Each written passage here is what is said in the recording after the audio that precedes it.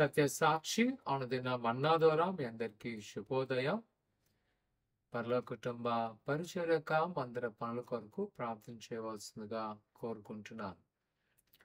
నేటి యొక్క వాగ్దానము ద్వితీయోపదేశ కాండము 8వ అధ్యాయం 3వ వచనం.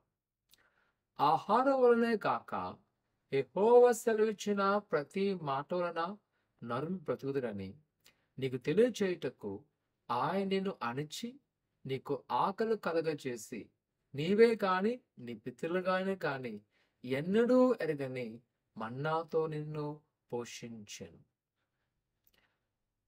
ఇశ్రాయేలు ప్రజలు ఐగుప్తు ప్రాంతం నుంచి వాగ్దాన దేశమైన కానాను దేశం వెళ్తున్న ప్రయాణంలో వారు అనేకమైన పరిస్థితులు వాళ్ళు ఎదుర్కోవడం చూస్తుంటాం. ఆ ప్రతి సంఘటనలు దేనికంట వారు దేవునితో ఇంకా సంబంధాలను బలపరుచుకోవడానికి. అందుకే దేవుని యొక్క వాక్యం చెప్పినంట ఆహారాలు కాదు కానీ దేవుని యొక్క మాట వల్ల కూడా వారు జీవించగలరంట.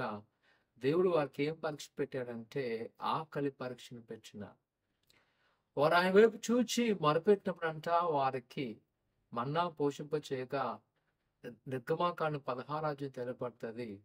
వారు మరలా కానాను దేశం పొలిమేలు వచ్చినంత వరకు 40 సంవత్సరాలు మన్నాతో పోషించబడ్డారు. దేవుని యొక్క వాగ్దానముతో వారు పోషించబడ్డారు. ప్రియకుమార కుమార్తె, నిజమే ఈ దినాన మన జీవితం అనుకుంటాం, ఈ శ్రమలు నాకెందుకు, ఈ కష్టములు ఎందుకని.